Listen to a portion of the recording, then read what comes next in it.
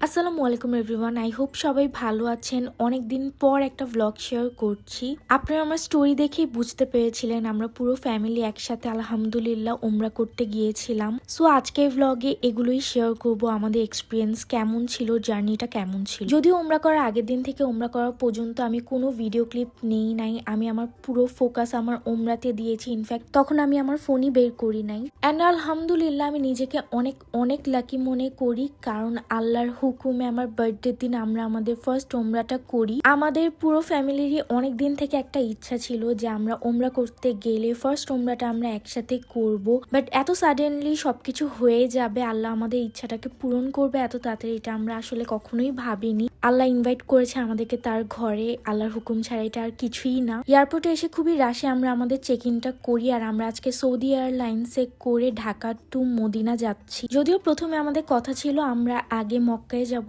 তারপর আমরা আমাদের ওমরা পারফর্ম করে সেখানে 10 দিন থেকে তারপর মদিনাতে 5 দিন থাকবো। কিন্তু একদমই লাস্ট মোমেন্টে মেবি যাওয়ার 2-1 দিন আগে আমাদেরকে জানানো হয় যে আমরা আগে মদিনায় যাব 5 দিন থেকে, তারপর মক্কায় যাব। তারপর লাস্ট মোমেন্টে আমাদের সব প্যাকিংও চেঞ্জ করতে হয়, কারণ আমরা ভেবেছিলাম ফার্স্টে আমরা আমাদের ওমরা পারফর্ম করব ঢাকা থেকে একদম মক্কায় যে ডিরেক্ট, বাট পরে তো সেই প্ল্যানটা ক্যান্সেল হয়। তারপরে আবার গুজকাজ করে সবকিছু প্যাক করেছিলাম। সেদিন আমাদের এই ফ্লাইটটা ছিল টোটাল 8 ঘন্টা, ঢাকা থেকে মদিনা যেতে টোটাল 8 ঘন্টাই লেগেছিল। ঘড়িতে আমি আর আপু দেখছিলাম ঢাকা আর মদিনার টাইমের ডিফারেন্সটা। ভিতরে ভিতরে আমরা অনেক বেশি নার্ভাস ছিলাম, কারণ এটা আমাদের ফার্স্ট টাইম ছিল অ্যান্ড সাডেনলি সব প্ল্যান চেঞ্জ হয়ে গেল। কিভাবে কি হবে এগুলো নিয়ে একটু চিন্তা করছিলাম সবাই। আমাদের পুরো জার্নিতে একটাই প্রবলেম ছিল, আমরা যে এজেন্সি থ্রুতে গিয়েছিলাম, যে মুআল্লিম আমাদেরকে গাইড করেছিল তিনি একদমই কোঅপারেটিভ ছিল না। সো এখানেই আমরা অনেক প্রবলেম ফেস করেছিলাম। আজকে এই ভ্লগে যদিও আমি এত কিছু শেয়ার করতে পারবো না, কিন্তু আমার প্ল্যান আছে আমি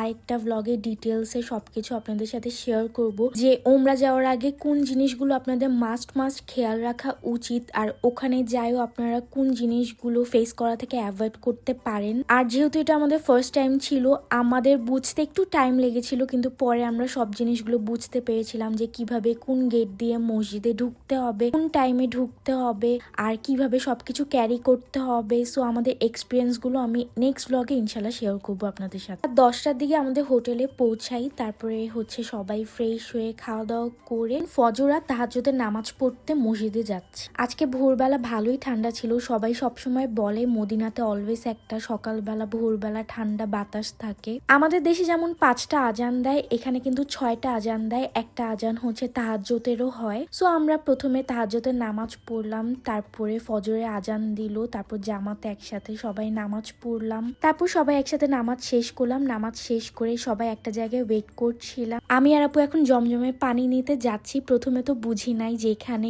কোল্ড আর নট কোল্ড 2 টাইপের পানি থাকে। নট কোল্ডটা মোটামুটি খাওয়ার মতো হয়, বাট কোল্ডটা খুব বেশি ঠান্ডা থাকে। আর যেহেতু সকালবেলা খুবই ঠান্ডা থাকে, সো যেই কোল্ড ওয়াটারটা হয় ওটা একদমই খাওয়া যায় না। আস্তে আস্তে যে সকাল হচ্ছিল, এত সুন্দর লাগছিল আকাশটা, মনে হচ্ছিল আল্লাহ নিজেই আমাকে আমার পছন্দের রং দিয়ে ওয়েলকাম করছে।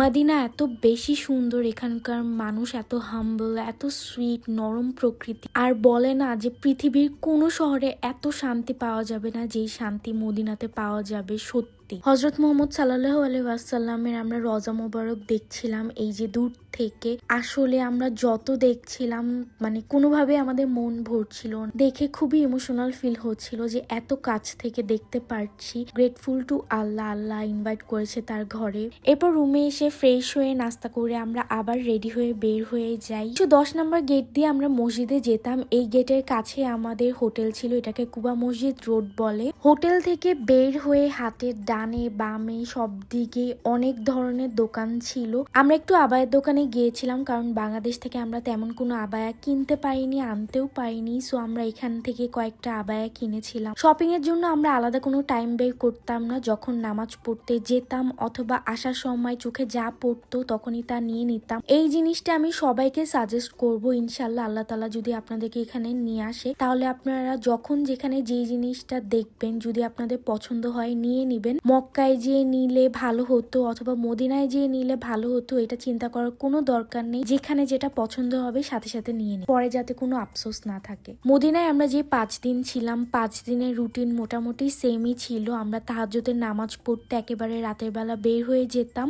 একটু আগে বের হতাম যাতে মসজিদে একটু ভিতরের দিকে জায়গা পাই। তারপরে তাহাজ্জুদের নামাজ পড়ে ফজরের নামাজ পড়ে 7টার দিকে রুমে চলে আসতাম। রুমে এসে নাস্তা করে ফ্রেশ হয়ে কিছুক্ষণ রেস্ট নিতাম। তারপরে জোহরের নামাজ পড়তে আবার বের হতাম, এসে আবার লাঞ্চ করতাম। লাঞ্চ করার পর কিছুক্ষণ রেস্ট নিয়ে আসর মাগরিব এসে একবারে পড়ে রুমে আসতাম। এই যে পরের দিনও হচ্ছে সেম রুটিন। এখানে হচ্ছে আমরা ফজরের নামাজ সবাই পড়েছি একসাথে। আর এটা হচ্ছে মসজিদের গেট, যখন মসজিদ ফুল হয়ে যায় তখন এই লাল লাইটটা জ্বলে, আর যদি মসজিদ ফাঁকা থাকে তাহলে সবুজ রঙের একটা লাইট জ্বলে। আমরা এখানে 2 দিন থাকার পরে অ্যাডাপ্ট করতে পেরেছিলাম জিনিসগুলো, যে কোন টাইমে গেলে আমরা মসজিদ খালি পাবো, কোন গেট দিয়ে ইজি হবে। এই ব্লগে আর ডিটেলসে কিছু বলছি না, কারণ ব্লগটা অনেক বেশি বড় হয়ে যাবে। ইনশাল্লাহ নেক্সট ব্লগে আমি ডিটেলসে সবকিছু বলে দেওয়ার চেষ্টা করব, যতটুকু আমি বুঝাতে পারি, যাতে ফিউচারে আপনাদের একটু হলেও হেল্প হয়। এটা জুম্মার দিন ছিল। আলহামদুলিল্লাহ আমরা মক্কা মদিনা 2 জায়গায় হচ্ছে একটা করে জুম্মা পেয়েছিলাম। এন্ড আলহামদুলিল্লাহ আমরা নববী মসজিদের ভিতরে আমাদের জুম্মার নামাজটা পড়তে পেরেছিলাম। এখানে হচ্ছে জুম্মার নামাজ পড়তে হলে একটু আর্লি আসতে হয়। আজকে নর্মাল দিনের থেকে অনেক বেশি ভিড় ছিল, আর সকালবেলা যেমন ঠান্ডা থাকে দুপুরবেলা তেমনই গরম। এখানকার রোডটা কেমন জানি একটা করা, তাই আমরা 3 জনই অলওয়েজ দুপুরবেলা এই হাফ ক্যাপ গুলো পরে থাকতাম, যাতে আমাদের মাথাটা প্রোটেক্ট থাকে। যদি ওমরাটা আগে করে ফেলতাম তাহলে ভিতরে ভিতরে একটা টেনশন কাজ করতো না, যদি অসুস্থ হয়ে যায় তাহলে কি হবে। বাট যেহেতু ওমরাটা করিনি, তাই মনের ভিতরে একটা কেমন জানি একটা অস্থিরতা কাজ করতো। তারপর পরের দিন আমরা জিয়ারাতে গিয়েছিলাম। আমাদের সাথে যে আরেকটা গ্রুপ ছিল আমরা একসাথে গিয়েছিলাম, আর এটা আমাদের প্যাকেজে ইনক্লুডেড ছিল না, এটা আমরা নিজে থেকে গিয়েছি। সো খুব তাড়াতাড়ি সব জায়গাগুলো দেখে দুপুরের মধ্যে আবার রুমে চলে এসে হচ্ছে জোহরের নামাজটা পড়ি। আসরের নামাজে যাওয়ার আগে দুপুরে খাওয়া দাওয়া করে আবার একটু বের হয়েছিলাম, টুকটাক কিছু জিনিসপত্র কিনেছিলাম আমরা গিফটের জন্য। আমি আর আপু মদিনা থেকে বেশ কিছু অ্যালকোহল ফ্রি পারফিউম নিয়েছিলাম। তারপরে রাতের বেলা আমরা আলবাইকে খেতে এসেছিলাম। মদিনায় কিভাবে যে সময়গুলো এত তাড়াতাড়ি পার হয়ে গেল একদমই বুঝতে পারিনি, খুবই ভালো লেগেছে মদিনায়। পরের দিন আমরা মদিনা থেকে মক্কায় যাই, বেশ সময় লেগেছিল। আমরা বাসে গিয়েছিলাম, প্রায় 8-9 ঘন্টার মতো সময় লেগেছিল। হোটেলে ব্যাগপত্র রেখে ফ্রেশ হয়ে হচ্ছে আমরা ওমরার জন্য বের হয়ে যাই। মদিনা থেকে মক্কায় যাওয়া, তারপরে আমাদের ওমরা পারফর্ম করা, এগুলো কোনো ভিডিও ক্লিপ আমার কাছে নেই। আমি আগেই সবাইকে সরি বলে দিচ্ছি। তখন আমাদের লাইফে সব থেকে ইম্পর্টেন্ট জিনিস ছিল, সেটা হচ্ছে আমাদের ওমরাটা ঠিক মতো কমপ্লিট করা। এটা ছাড়া আমাদের মাথায় আর অন্য কোনো কিছুই ছিল না। সারপ্রাইজিংলি আমাদের ওমরাটা আমার বার্থডের দিনে হয়। আমি জানি না এটা কিভাবে সম্ভব, কারণ আমাদের প্রথমে কিন্তু মক্কাতেই যাওয়ার কথা ছিল, পরে সেটা ক্যান্সেল হয়ে আমরা আগে মদিনাতে গেলাম। এরপর আমাদের মুআল্লিমের স্কেজুল অনুযায়ী কথা ছিল আমরা 3 ফেব্রুয়ারি রাতে আমাদের ওমরাটা করব, বাট কিভাবে যেন 4 তারিখ হয়ে গেল। এন্ড 4 তারিখ রাতে হচ্ছে আমরা আমাদের ওমরাটা করি। আলহামদুলিল্লাহ, আল্লাহর কাছে লাখ লাখ কোটি কোটি শুকরিয়া। এর থেকে বেস্ট বার্থডে গিফট আর কিছুই হতে পারে না। আমরা আমাদের ওমরা শেষ করে রুমে এসে কিছুক্ষণ ঘুমিয়েছিলাম, তারপরে আবার রেডি হয়ে হচ্ছে চলে আসলাম হেরাম শরীফে। আমরা মন ভরে আল্লাহর ঘর দেখতে চাচ্ছিলাম। কিভাবে কিভাবে যেন আমরা যেই সময় গিয়েছিলাম সেই সময়টা খুব খালি ছিল। একদম আল্লাহর ঘরের সামনে দাঁড়িয়ে বেশি বেশি করে নফল নামাজ পড়েছিলাম। তারপরে সেদিন আমরা আল্লাহর ঘর ধরতেও পেরেছিলাম। তো আমরা পুরো ফ্যামিলি একসাথে ওমরা পারফর্ম করতে পেরেছি। আলহামদুলিল্লাহ আলহামদুলিল্লাহ। বললাম না, এটা আমার লাইফে সব থেকে বেস্ট বার্থডে গিফট ছিল আল্লাহর থেকে। এর থেকে ভালো বার্থডে গিফট আর কিছুই হতে পারে। হেরাম শরীফের 25 নম্বর গেট দিয়ে বের হলেই হচ্ছে হযরত মুহাম্মদ সাল্লাল্লাহু আলাইহি ওয়াসাল্লামের এই বাসাটা দেখা যাবে। এটা ওনার জন্মস্থান ছিল। মক্কায় আমাদের জিয়ারাতে নিয়ে গিয়েছিল, আর মক্কায়ও বেশ ভালো ভালো কিছু আবায়া বোরখার দোকান আছে, এগুলো আমি পরে নেক্সট ভিডিওতে শেয়ার করব সব ডিটেলসে। আর মক্কা বা মদিনা যেটাই হোক, আপনাদের কিন্তু বেশ হাঁটাহাঁটি করতেই হবে। সো ওইভাবে একটু মেন্টালি প্রিপেয়ার হয়ে আসাটা ভালো। প্লাস খাওয়া দাওয়া ঠিক মতো করতে হবে, পানিটা ঠিক মতো খেতে হবে। যদিও আল্লাহর ঘরে আসলে এগুলো কিছুই মনে হয় না, কষ্টটা কষ্ট মনে হয় না, তারপরও সুস্থ থাকাটা খুবই জরুরি।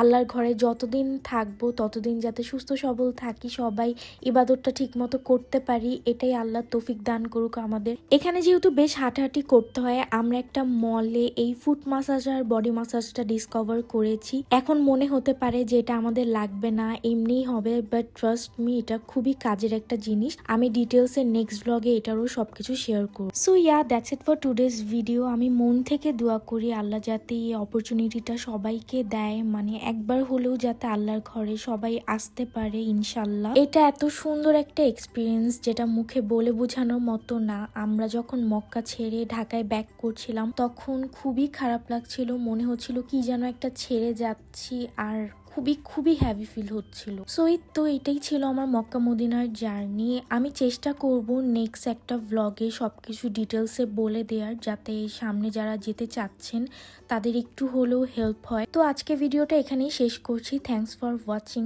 আল্লাহ হাফেজ।